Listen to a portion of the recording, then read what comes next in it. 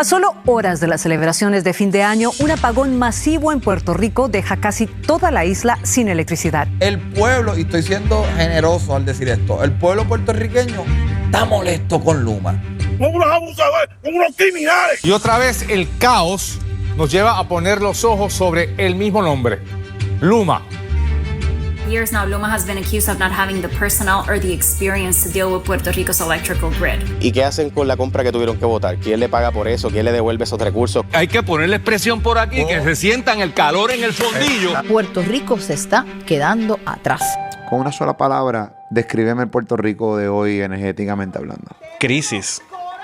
¡Que se oiga ese coraje! Yo me acuerdo que tiré la mano así para la lámpara de noche, rezando que haya luz, que haya luz, que haya luz. Y de momento cuando haga así no hay luz. Y yo dije, aquí hay problemas. Ave María, otra vez, me dice la doña. Yo le digo, espérate, déjame verificar qué es lo que está pasando. Porque es que no puede irse la luz hoy. O sea, esto era yo pensando, no puede haber, esto no puede ocurrir un 31 de diciembre. Todo el mundo listo para ariciar, para las jangas. Y tuvimos que cancelar el plan con todos los hijos.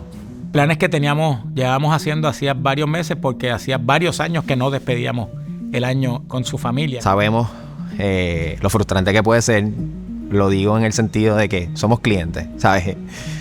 Sufrimos lo que todo el pueblo puede sufrir con una interrupción. Yo digo a mi familia, olvídate del party. Yo tengo cosas que hacer y tengo una responsabilidad con mi trabajo. Ya a las 6 de la mañana yo estaba activando mi centro de mando en Ponce y todo el personal comprometido. 31 llegué a casa a las 11 de la noche. Mi hijo había viajado de Estados Unidos para pasar el día con nosotros. Cuando llegué lo saludé, papi, y me acosté a dormir porque estaba explotado, como uno dice. Ese fue mi día. Esa fue mi despedida de año. Diablo, yo me iba a empezar a quejar, pero llegó la luz. Tengo que esperar que para llover, pero me... ¡No! ¡Embuste!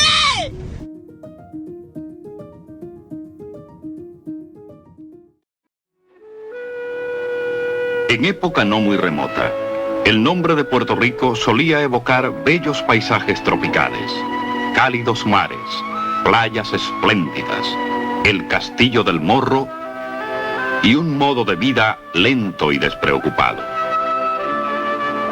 Hoy día, el panorama de esta hermosa isla del Caribe presenta, además de sus bellezas naturales y evocaciones históricas, muchas cosas más creadas por la mano del hombre que evidencian una nueva era de prosperidad y de progreso.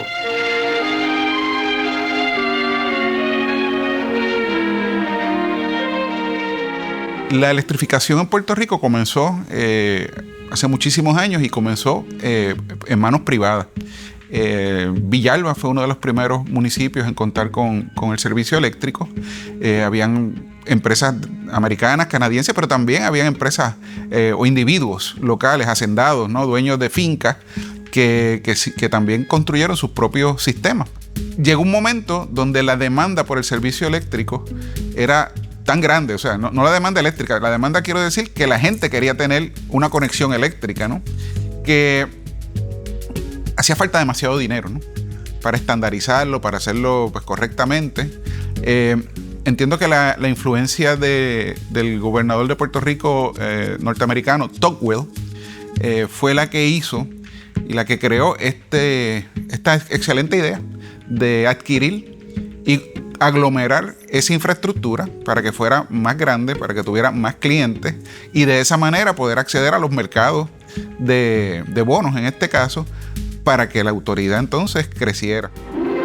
Junto a millares de nuevas construcciones y fábricas, se destacan en el cuadro las centrales generatrices y las líneas de transmisión y distribución de la Autoridad de las Fuentes Fluviales que llevan la electricidad a toda la isla. La idea que hubo en aquel momento era tratar de llevar energía eléctrica a todos los rincones del país, bajo el entendido de que había áreas aisladas en el país que no era incentivo para una empresa privada meterse en la empresa de establecer postes, tirar cable y llevar esa energía a sitios remotos del país. Pero una vez se logró ese propósito, nunca se estableció. ¿Y ahora cómo vamos a manejar esto?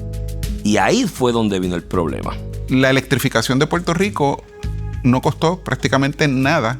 Eran fondos federales. Era del programa Rural Electrification Administration. Y ciertamente los beneficios que brinda la energía eléctrica al pueblo son un factor que puede influenciar mucho la política. Hay una buena película de José Miguel Agrelot, Don Cholito, se llama El Alcalde. Y tú puedes ver cómo el alcalde prometía que le iba a llevar luz a todos los barrios y a todos los lugares de la montaña. Lugares donde, aunque fue de gratuito, ¿verdad? Los fondos de esa construcción, jamás tú ibas a poder recuperar el dinero que te iba a costar darle mantenimiento. Si votan por mi marido, conmigo pueden contar, yo los puedo ayudar, mejor alcalde no ha habido. El pueblo con el mundo, vamos a votar por él, abrazo a todo el mundo y vamos a ganar. El pueblo con el mundo, vamos a votar por él, abrazo a todo el mundo y vamos a ganar. Yo soy un senador de abajo, yo sé lo que se sufre. Hemos tenido que trabajar en ocasiones con temperaturas de 120. Es complicado, pero alguien tiene que hacer este trabajo, alguien lo tiene que hacer.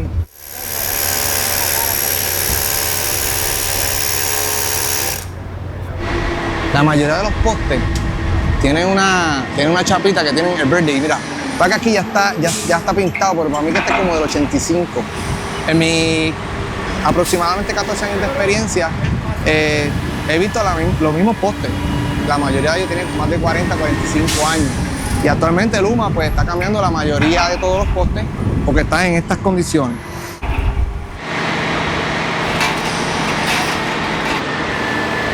Pedro, el pasador.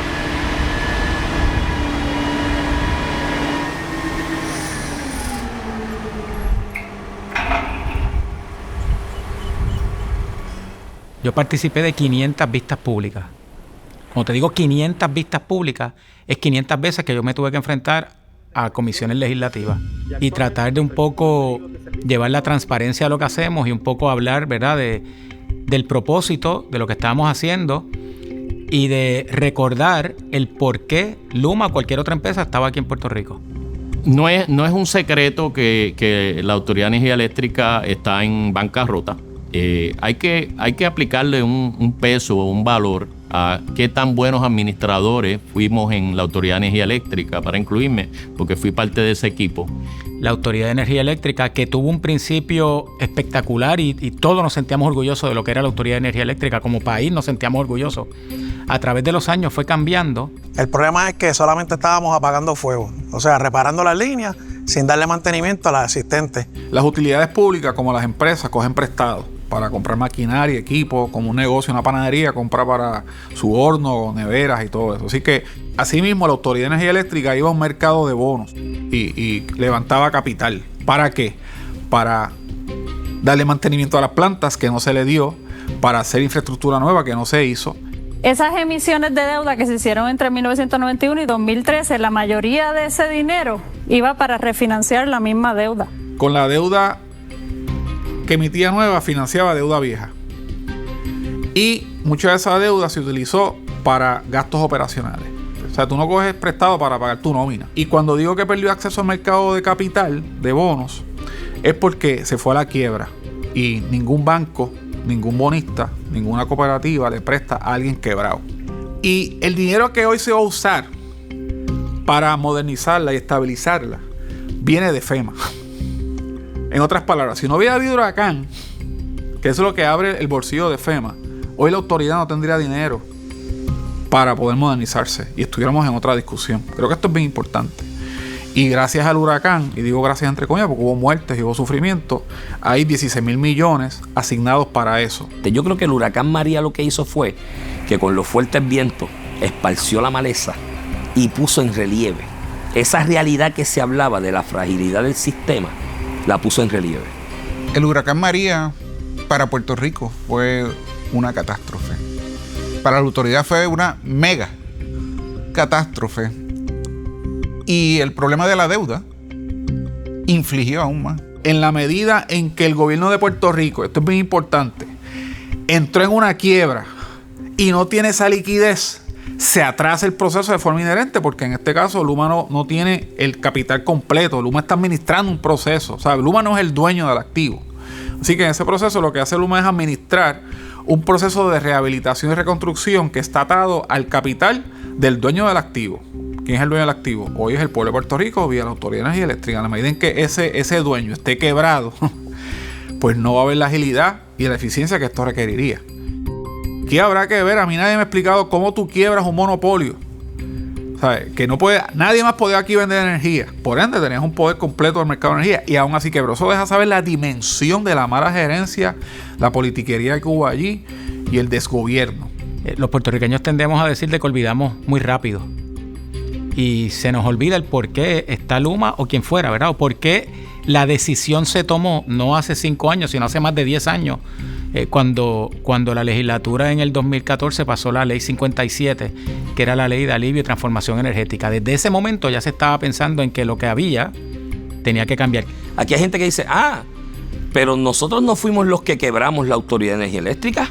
¿Por qué nosotros ahora como consumidores tenemos que pagar? Bueno, porque nosotros como stockholder, como accionistas de este país, nuestro voto, en lugar de votar en una junta de gobierno, cada 4 años votamos por una gente para que tome decisiones a base de lo que es nuestra propiedad, que es nuestro país. Y pues votamos por los que crearon el problema. ¿Qué pasó aquí con energía eléctrica? Fueron pasando los años, la necesidad del costo operacional y del costo de mantenimiento iba incrementando y el político no quería de manera alguna que se le subiera ni un solo centavo al kilovatio por hora, porque decían que costaba votos.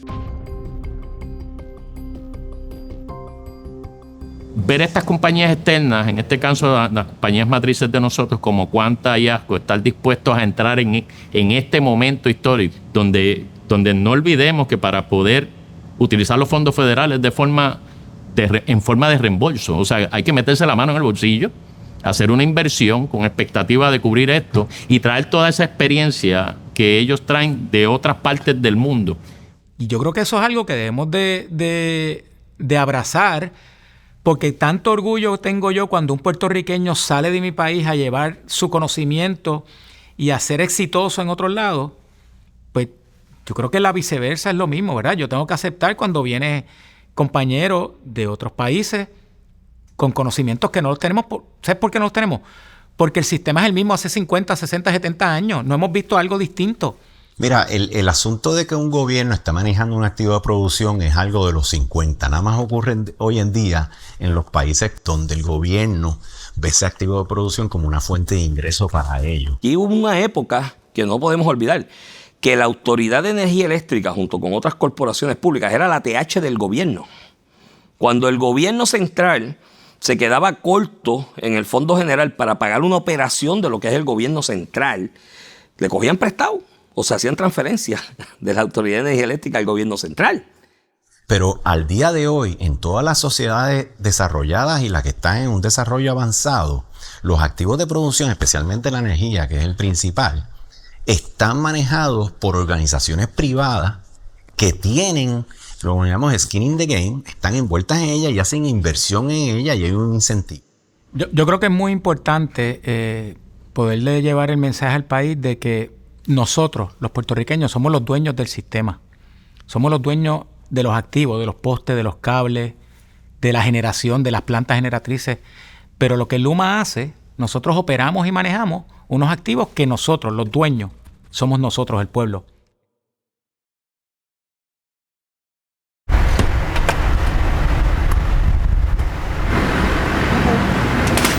Vamos a seguir prosiguiendo con el trabajo. O sea, aquí nos encontramos hoy resolviendo este problemita que tenemos con el postecito que estaba inclinado. Esto conlleva siempre una preparación del trabajo, conlleva una coordinación de trabajo y primero que nada tenemos una coordinación de seguridad, que es lo primero en Luma.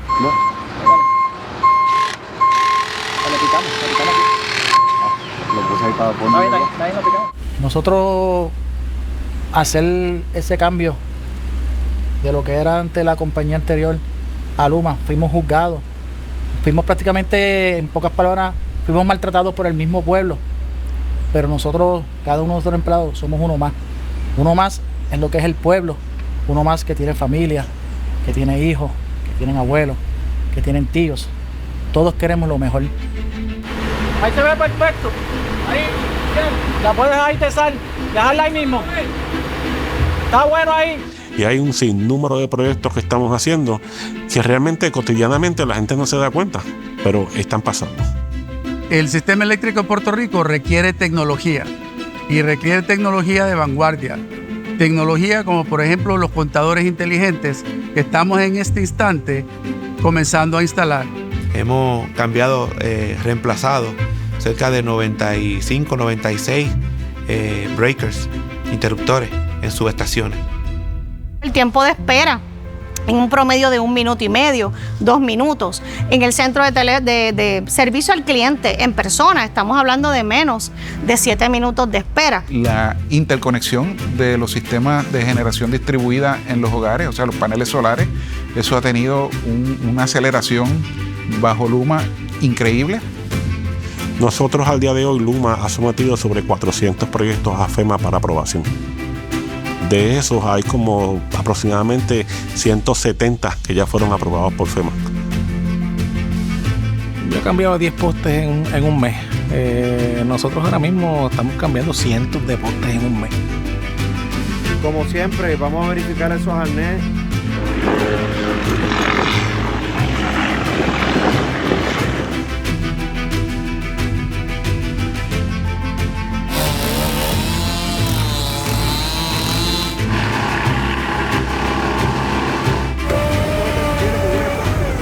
Existe la voluntad y existe el personal para hacer el trabajo que se debe hacer.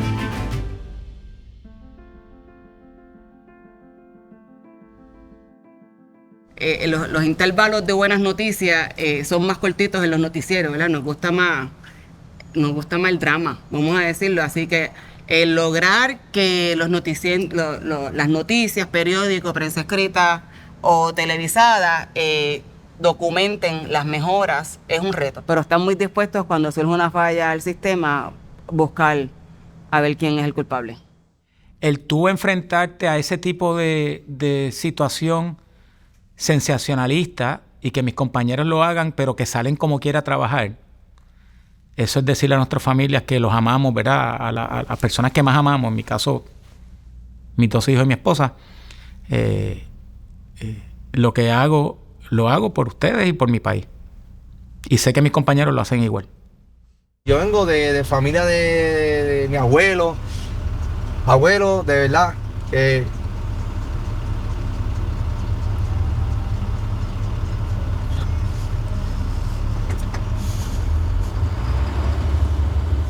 Yo vivo orgulloso de mi abuelo. Que me conocen, ¿saben? Esa es la parte más débil de mi vida, mi abuelo. Mi abuelo que está de cáncer. Tato Perales. Abuelo sabe que yo estoy orgulloso de él. Ese fue mi ejemplo. Abuelo, donde quiera que estés, sabe que te amo. Fuiste mi ejemplo de ser un hombre de trabajo, un hombre responsable, que no estás en vida. Yo sé que estarías bien orgulloso de mí en este momento. Esto es lo que la gente no ve, flaco. Y no es el uno ponerse sentimental, es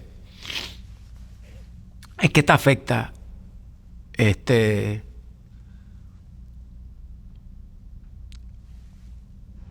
cuando hay políticos y la gente empieza a hablar cosas que realmente no tienen idea de lo que están hablando.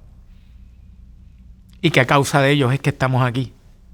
Por la intervención indebida, por no manejar un sistema que eran los dueños y que era un monopolio y que era autorregulado. Y nos llevó a esto. Y entonces ahora tú me estás diciendo a mí, los que estamos tratando de llevar un cambio, y que no olvidamos lo que pasó, de que nos tenemos que ir porque estamos haciendo las cosas mal para regresar al pasado. Yo pienso que cada cambio de gobierno era dar para atrás. ¿Por qué? Porque cada cambio de gobierno era, ¿verdad?, cada 4 años, porque aunque prevaleciera el mismo partido, podían cambiar los líderes. Y al momento de cambios de líderes cambiaban las ideas, cambiaban la continuidad de los trabajos. Se cancelaban proyectos importantes. Aquí se canceló una planta de carbón que iba para Mayagüez hace muchos años atrás.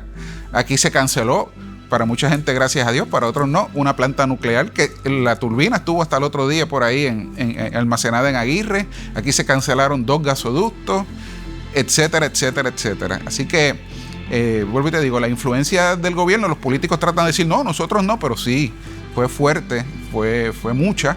En prepa te identificaban por ser hijo de tal, por la fecha que entraste. De alguna manera, para poder entrar a la empresa, todo el mundo sabía que tenías que tener alguna conexión, y eso no es mentira. Y entonces, si ganabas un color y tú te identificaron de otro color, no tenías oportunidad de subir. Y si ganaba tu color y no eras de ese bando, tampoco tenías oportunidad de subir. De alguna manera, a través de los años, se fue agravando cada vez más y más y más. Ese es uno de los mayores cambios que yo he visto en Luma, y me enorgullece. A partir de la década de los 70, ¿no? que empieza un poco la alternancia de los dos partidos principales en el poder, empieza lo que yo llamo el canibalismo político, ¿no? Y entonces los partidos empiezan a acomodar su gente en estas posiciones de gobierno. Todas las administraciones utilizaban a la Autoridad de Energía Eléctrica y a sus compañeros, a mis compañeros hoy día empleados que estaban en ese momento, como balón, ¿verdad? Para atender situaciones o adelantar agendas para ganar elecciones.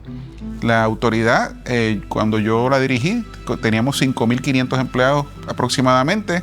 Entiendo que Luma está un poquito por ahí, un poco por debajo, pero la autoridad llegó a tener 12.000 empleados. Una cosa que no se justifica de ninguna manera. Los convenios colectivos eran exageradamente costosos, ¿verdad? Y una unión en particular básicamente era enemiga de la empresa todo el tiempo. El plan médico, la cubierta de salud que se negociaba en la Autoridad de Energía Eléctrica en esos convenios era la más cara de todo Puerto Rico. Llegó un momento, hasta donde yo le seguí el tracto, que costaba alrededor de $825 mensuales por empleado. Eso no se da en ninguna industria privada del mundo. Y cuando la UTIER formaba una huelga, porque mírate el modus operandi, quiero sacar más dinero, quiero tener más prebendas de la relación mía como sindicato, del político, del que gerencia la autoridad, que era lo que hacían. A 6, 7, 8 meses plazo de las elecciones te formaban una huelga. Y te montaban una huelga para ponerle presión al político. El político, en el miedo de perder el voto, cedía a todo lo que le pedían y a todo lo que le reclamaban.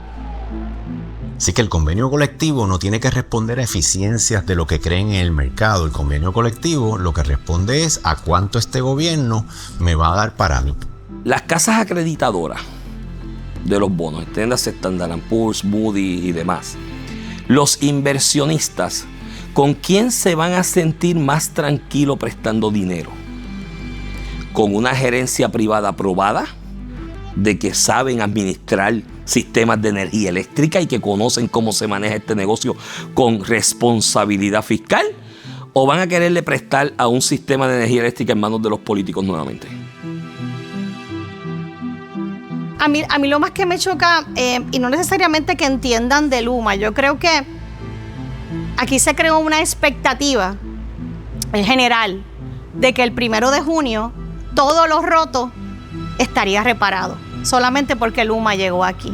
Desafortunadamente, y esto es importante que la gente lo sepa también, cuando Luma entra en el 2021, un transformador nuevo, tardaba 36 meses en lo que tú lo ordenabas. O sea que cuando la gente estaba pero quejándose de Luma, si ellos hubieran llegado, hubieran mandado a comprar todos los equipos, todavía, no hubieran llegado. Así que ellos pues obviamente empezaron por desganche, mantenimiento, atender las averías, pero proyectos nuevos. Hoy todavía los transformadores están 36 meses. ¿Cómo el deterioro acumulativo de 40 años de desatención a un sistema tú pretendes que se arregle en 3? Aquí se habla mucho de los fondos federales y es graciosísimo escuchar a los políticos decir, es que hay tantos millones asignados y conseguimos tantos billones y los asignaron. Esos billones no dan ni para la mitad de lo que hay que hacer. Aquí hay que empezar a buscar, y es bien importante salir de este asunto de la quiebra, porque hay que empezar a insertarse en los mercados de capital eventualmente para buscar dinero nuevo. Y todo el tiempo aquí, todo el tiempo, incluso en vistas congresionales que se celebraron respecto a este tema, se hablaba de un periodo de tiempo de alrededor de 15 años. Tengo esta oportunidad y le digo a mis hijas, me van a ver en las redes sociales, se van a burlar de mí, me van a decir de todo.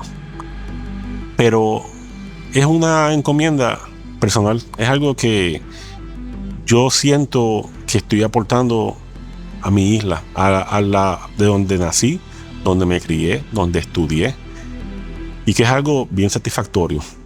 Y es bien difícil yo decir al pueblo, tengan paciencia, pero sí le puedo decir, esto se va a mejorar, esto está mejorando. Para el 2028 nosotros debemos tener ya disponible en Puerto Rico al menos unos 80 transformadores adicionales. En los próximos 3 años debemos haber instalado unas 190,000 luminarias LED adicionales. En el 2029 nosotros debemos estar hablando de unos 25,000 equipos automatizados instalados. Para el 2030 ya debemos haber instalado unos 70,000 postes alrededor de todo Puerto Rico con los nuevos estándares de construcción, que son los estándares que fueron diseñados para manejar vientos huracanados de hasta 160 millas por hora. Para el 2031, cuando ya estemos completando estos 10 años, porque hemos dicho que esto toma tiempo, nuestros clientes y nosotros debemos percibir un sistema mucho más confiable y estable. El enfoque que debe haber aquí es cómo se colabora en esto, porque el mensaje es que no somos un país o un gobierno o una sociedad que respeta los contratos y que está dispuesta a darle certeza a los procesos. Yo me leí el contrato de Luma, que se discutió tanto en la opinión pública que llegó un día que yo dije, oye, déjame leerme el contrato de las APP con Luma, porque tanto que se habla del contrato y de incumplimiento. En ningún lugar en el contrato dice que no se iba a ir la luz. En ninguno. De hecho, hubiese sido una locura que un ejecutivo de cualquier empresa que llegara a Puerto Rico, llámese Luma o como se llame, hubiese sido altamente irresponsable que prometiera, o no que prometiera, que se comprometiera en un contrato a que no se iba a ir la luz en la forma en que estaba el sistema. Se va Luma. Te hablé de Quanta, te hablé de ATCO, de lo grandes que son estas empresas a nivel mundial sin controversias mayores. ¿Cuánto va a costar? No hay una fila, hasta donde yo sé. Hablo con gente del mercado de inversiones y gente que sabe de este mundo, y no hay una fila de operadores privados listas para escoger esto. ¿Por qué? Por lo que hemos dicho. Una autoridad en quiebra, todos los problemas que tiene Puerto Rico fiscalmente hablando, la poca población que hay, la baja población que estamos viendo, toda la incertidumbre no hace esto interesante para nadie. Ya las elecciones pasaron. Yo creo que ahora la prioridad es darle certeza al pueblo, al sector privado, al mundo inversor, que Puerto Rico es un país serio, responsable y dispuesto a honrar los contratos. Porque sí, el pueblo de Puerto Rico está sufriendo, sí, el pueblo de Puerto Rico está viviendo apagones, sí, se les está yendo la luz, eso cuesta mucho, pero tenemos que entender cuál es la causa raíz de que eso esté siendo causado.